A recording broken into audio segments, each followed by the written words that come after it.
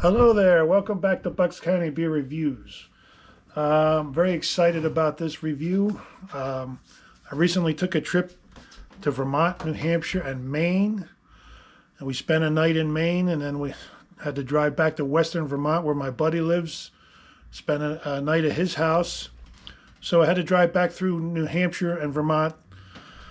And it was a long drive, and I came upon a really nice town called Ludlow, Vermont. It's at the base of one of the ski mountains, I think Okemo or something like that. I'm not a skier, but in the summertime, the mountain's green. You can see where they ski. This beautiful town with these beautiful churches and architecture. I felt like I kind of felt like I was in the Swiss Alps. I mean, I've never been to the Swiss Alps, but it kind of had that feel to it. To me, anyway. Maybe I'm crazy. But anyway, we had to stop for gas, and I had to stretch my legs. So we stopped at this little gas station convenience store, got gas, went inside. I figured, well, I might as well look and see if they have beer. All the little stores there sell beer. I wanted to see what they might have. And lo and behold, I walk in and look in the cooler, and there's Heady Topper, a beer that I've heard a lot about. It's super high rated, so I definitely picked it up. I don't have a receipt. I don't know exactly what it cost, but I got the 4-pack of Heady Topper, and my wife went in with me, and she got a cup of coffee. And I looked on my online banking, and it cost $18.94 for a 4-pack of this and a cup of coffee. All right, so gives you in the ballpark. And on Untappd, this one gets a 4.53 with 268,613 reviews. They've been brewing this beer since 2003. I've heard some people say it's like the godfather or the granddaddy of hazies. I don't know if that's true, but it could be. And there's a big controversy, well, not really a controversy, a debate about drink from the can, it says on the can. But I never drink from the can, and some people say it's BS, and whatever. I'm going to pour it in a glass. That's the way I like to drink my beer. I'm going to read you what it says on the back of the can. It says, Heady Topper is an American double India Pale Ale. This beer is not intended to be the biggest or the most bitter.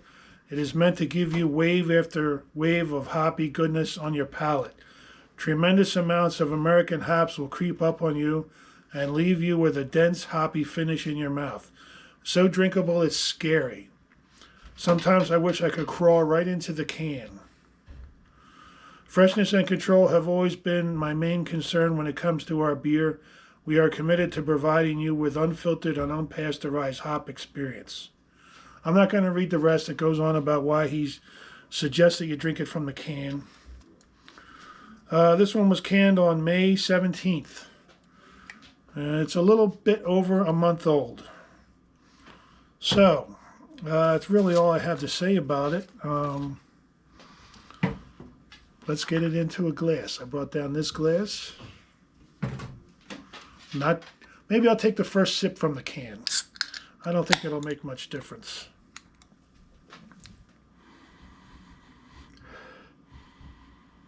It has a real nice hoppy aroma with the tropical fruits, grapefruit, just coming from the can. I'll take a sip. Here we go.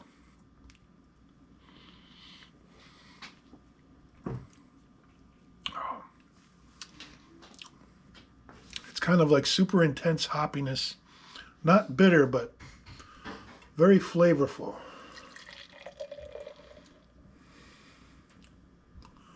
I don't even drink cheap beers from the can anymore. I did that years ago, and I don't do that anymore. I like drinking from the glass. Very hazy. You can't see anything through that. You even want to hold it up to the light. Translucent, I believe is the word. Nice head.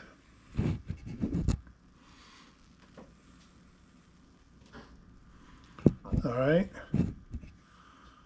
Really nice looking beer.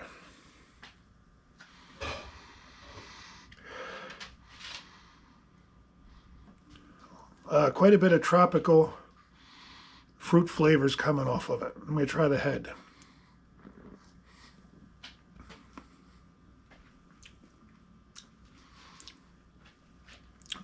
Even in the head, the fruity flavors are just kind of jumping out at you. Very upbeat. Almost tangy. All right, let's go in. Cheers.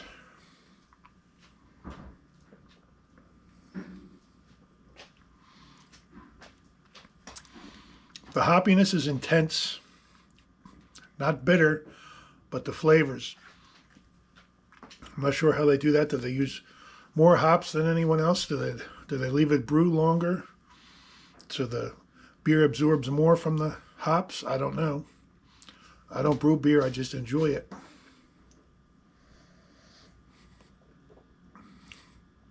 But the hops are intense. Very nice. Very flavorful. It's not real sweet. 2.5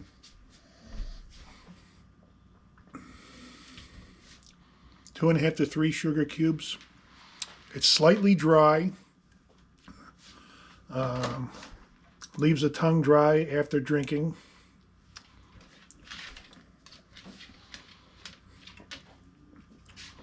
The bitterness is not extreme. It's more moderate. Light to moderate, actually. With all the intense fruity flavors, the bitterness is kind of less noticeable.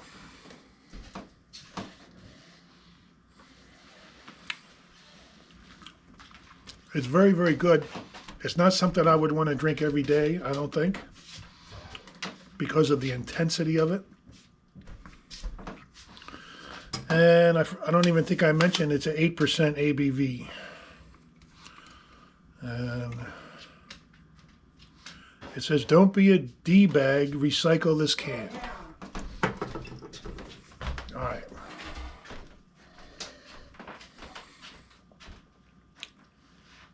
I like it a lot. Do I like it enough to give it a 4.53 out of 5? Maybe not.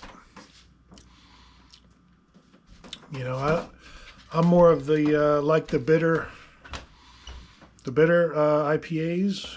The more well, this one's pretty well balanced. It has a little bitterness, but I prefer a little leaning, a little bit more bitter.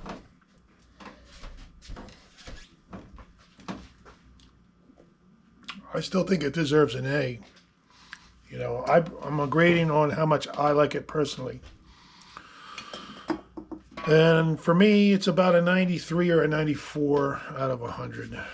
I would go at 93. Very intense. It's a little, now that I'm drinking it more, it is a little sweeter than I thought. It leaves like a sweet film in my mouth. Not unpleasant, but it's there.